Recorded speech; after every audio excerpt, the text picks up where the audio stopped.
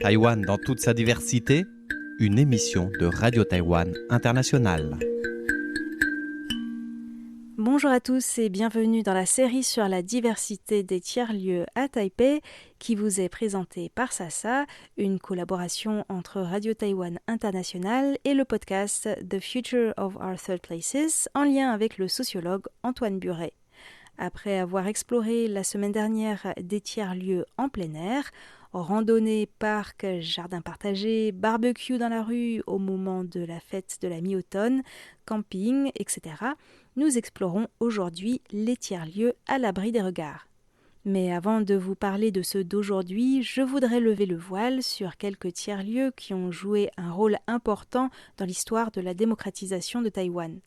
La démocratie n'est pas tombée du ciel. Jusqu'à la fin des années 1980, le général Chiang Kai-shek, puis son fils, avaient beau affirmer qu'il s'agissait de la Chine libre, en réalité, la loi martiale était en vigueur à Taïwan, l'élite intellectuelle était persécutée et il était interdit de se réunir pour parler d'opposition au parti-État Kuomintang.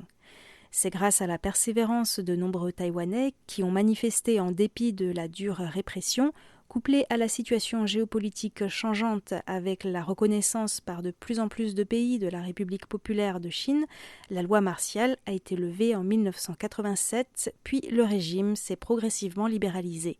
Pourtant, le Parti démocrate progressiste, DPP, a été fondé en 1986, soit un an avant la levée de la loi martiale. Comment cela est-il possible ?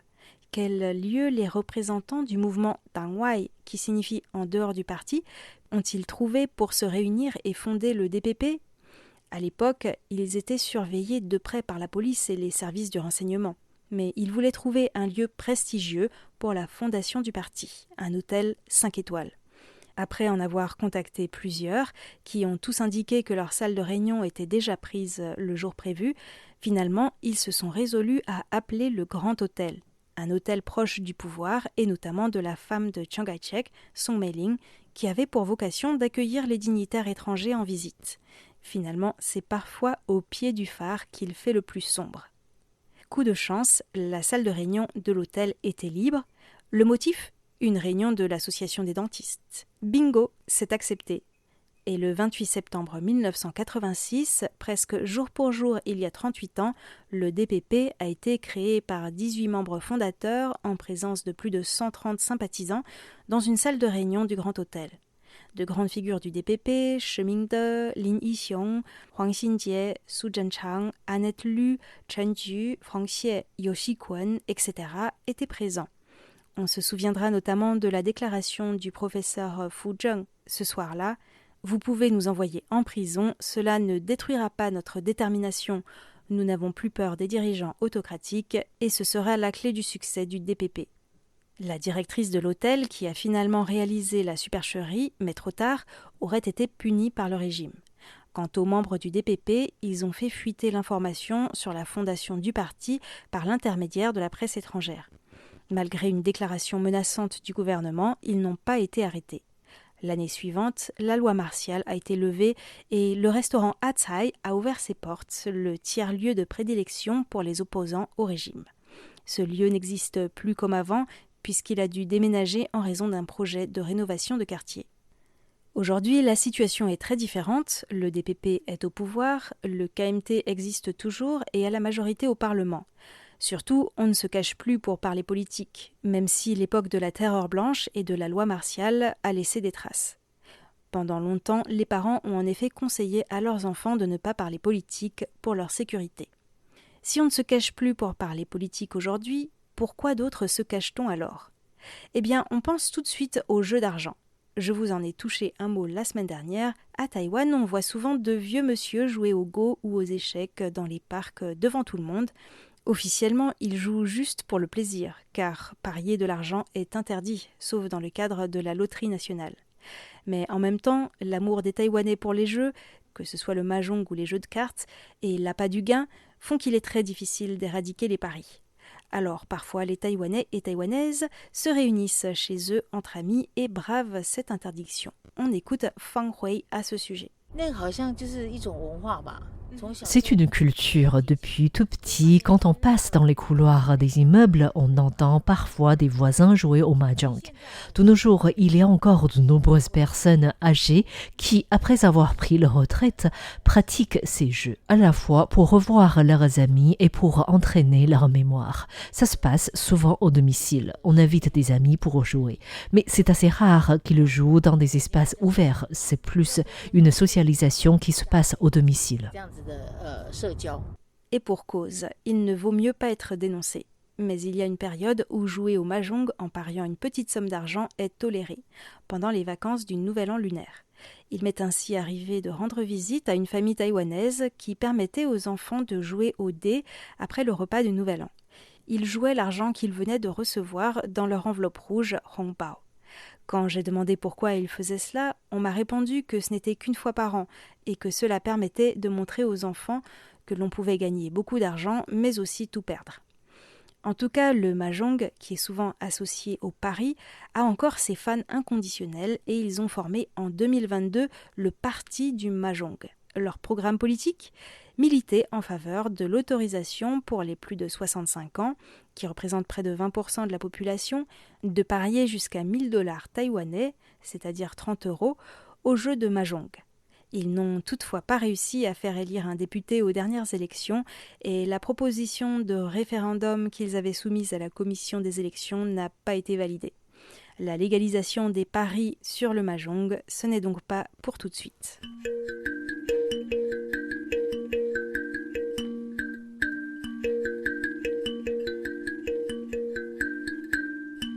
Dans un autre style, quand je pense à un lieu de sociabilité à l'abri des regards, je pense aux échoppes de Binlang, les noix d'arec.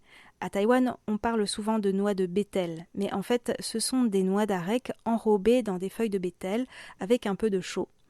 Ce n'est pas à manger, mais à chiquer, et cela donne la bouche toute rouge. Bien qu'il y en ait beaucoup moins aujourd'hui, comparé il y a une vingtaine d'années, ces échoppes gardent la particularité d'être tenues par des femmes souvent très légèrement vêtues, comme vous pourrez le voir dans un reportage photo de Chen Jingpao, dont j'ai mis le lien sur le site internet. On écoute Tiffen Lee nous dire pourquoi certains Taïwanais chiquent le binlang. Il paraît que ça peut garder le consommateur dans une forme assez tonique, assez en forme. Ils n'ont pas besoin de dormir, c'est ça Peut-être on peut dire que c'est un peu excitant. Et donc c'est peut-être la raison pour laquelle la plupart des acheteurs sont des travailleurs et notamment des conducteurs de camions. Ou de taxi. Ou de taxi aussi. Parce que parfois, moi, j'ai rencontré des conducteurs de taxi qui chiquaient du bétel.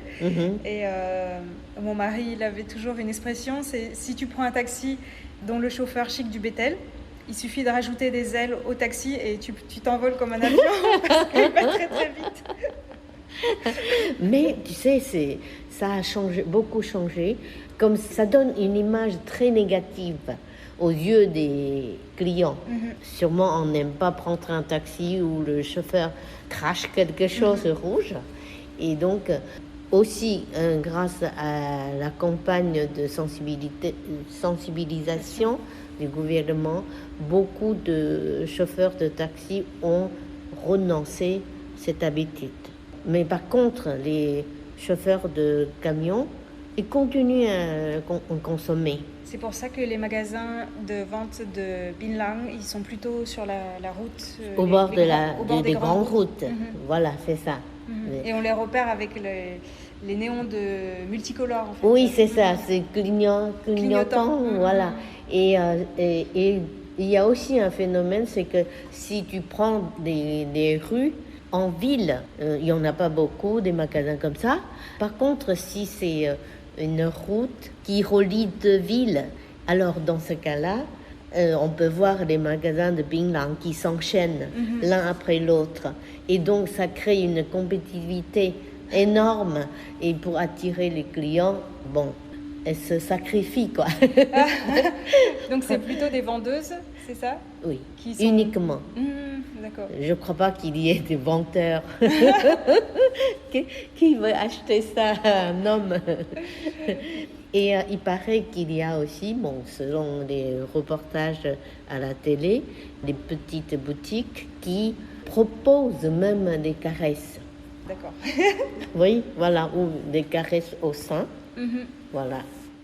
Donc vous l'aurez compris, les échoppes de Binglang ne sont en général pas des lieux où les chauffeurs discutent entre eux, mais plutôt avec la vendeuse. Mais les Taïwanais, surtout à Taipei, consomment de moins en moins de Binglang. Selon Tiffen, c'est en raison de la politique de sensibilisation du gouvernement qui martèle que cela peut provoquer le cancer de la bouche. En moyenne, 17% des Taïwanais chiquaient du Binglang il y a 20 ans et seulement 7% environ de nos jours. Mais c'est une moyenne, car on constate aussi des habitudes différentes selon la zone géographique. On chique plus de Binglang dans le sud et les campagnes, et moins dans le nord et dans les villes.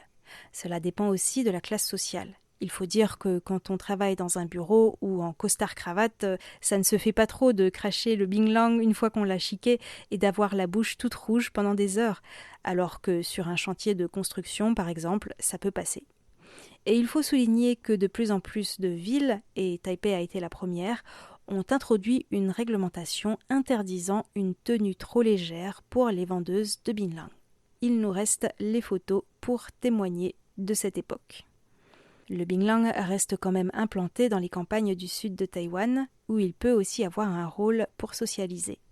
Peut-être c'est lié aussi au fait que dans le sud, comme c'est une zone tropicale, il fait très chaud et lorsqu'il fait chaud, on a envie de dormir. Et donc pour se tenir toujours en forme, en veille, alors dans ce cas-là, on mâche. Oui. Et en plus, c'est aussi, pour les habitants du sud, c'est un peu comme le cigarette. Ah oui, d'accord. Un objet pour établir une sorte d'amitié. À Taïwan, tu as remarqué, parce que mes amis français m'ont fait remarquer que, tiens, à Taïwan, vous proposez des cigarettes aux autres, et chez nous, chacun sa marque. Mais à Taïwan, non seulement pour les cigarettes, mais aussi pour le noix de bétel. On propose aux autres, comme si on proposait un petit verre d'alcool. Oui, c'est un geste d'amitié. Et il paraît que dans le sud, surtout dans la campagne ou encore dans les tribus aborigènes, la quasi-totalité des gens de ma génération ont goûté noix de bétel. Mais plutôt les hommes. Non, les femmes aussi. Les femmes aussi, oui. Et pour eux, les noix de bétel, ça n'a rien d'image négative. C'est pas comme dans le nord, on a un regard, on juge les gens. Dans le sud, on se moque de tout ça. La noix d'arec a aussi une importance culturelle chez les autochtones de Taïwan. Elle peut être utilisée en guise de présent de bienvenue ou lors de cérémonies religieuses. Selon Tiffen, pour la génération de sa grand-mère, donc avant la période de la colonisation japonaise, la dot que la famille du marié offrait à la mariée comprenait aussi des branches d'aréquier avec ses nombreuses noix, ce qui suggère une progéniture abondante. Pour terminer, je pourrais encore vous parler des salons de massage. Si on entend parfois des ronflements, certains clients ont tissé des liens avec les masseurs et masseuses et ils en profitent pour discuter. Ce qui est parfois un peu déroutant pour une personne qui vient de France, c'est qu'on est dans une pièce avec d'autres personnes, comme chez le dentiste d'ailleurs. Il n'y a pas vraiment d'intimité dans ces lieux-là. Je pourrais aussi vous parler des sources thermales, très appréciées par les Taïwanais comme au Japon. Étant donné que Taïwan est une île volcanique, il y a de nombreuses sources d'eau chaude, même tout près de Taipei, à Yangmingshan ou à Beitou par exemple. Certaines sont collectives et publiques, mais on peut aussi louer une chambre dans un hôtel pour un bain privé. Mais j'ai préféré interroger Thaïlande sur un autre tiers-lieu, les coiffeurs, car le sociologue Antoine Buret m'avait parlé d'un attachement de certaines personnes à leur coiffeur, c'est-à-dire que si le coiffeur ferme, cela peut être vécu comme un drame pour certains clients. Est-ce que tu penses qu'à Taïwan, c'est un peu comme en France où on raconte toute sa vie à la coiffeuse et puis en fait, parfois les gens ils vont plus chez le coiffeur pour discuter avec le coiffeur que pour se faire couper les cheveux? Il y a deux types de coiffeurs. Il y a le type pour les dames, enfin les femmes plus âgées, comme l'âge de ma mère, donc l'âge de grand-mère. Ça oui, c'est un lieu de conversation, on peut discuter. Mais maintenant, la plupart des coiffeurs à Taïwan, à Taipei, c'est très chic. Et là aussi, on ne parle pas beaucoup entre les clients. Mais après, oui, le coiffeur, il va lancer la conversation, tout ça. Mais c'est pas une relation parce que il te considère comme sa client. Donc Mais parfois, pour certaines personnes, justement, ils peuvent dire plus de choses aux coiffeurs parce qu'ils ne se connaissent pas vraiment. Oui. Et du coup, parfois, c'est un peu un confident aussi. Oui, je suis d'accord. Oui, mais alors on commence à se poser la question. Pourquoi il faut raconter ta propre vie à une personne que tu connais à peine? Mais bon, après, c'est aussi... Il y a un contact corporel aussi. Donc peut-être, du coup, ça te donne la confiance de raconter aussi.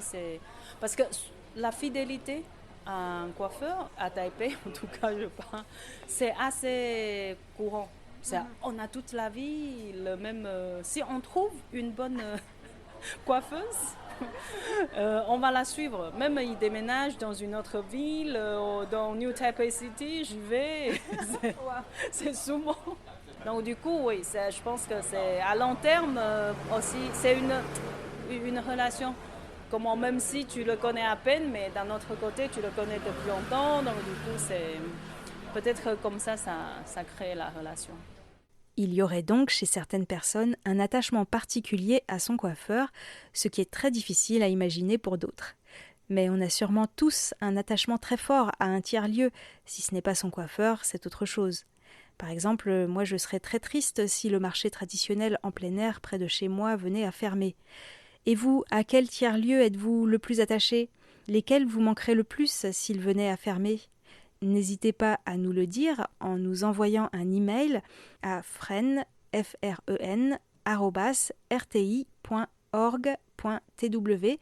et n'hésitez pas à nous dire ce que vous avez pensé de cette série sur la diversité des tiers-lieux à Taipei. Il reste encore quelques épisodes, mais nous arrivons bientôt à la fin de cette série. Merci de votre écoute et je vous dis à la prochaine.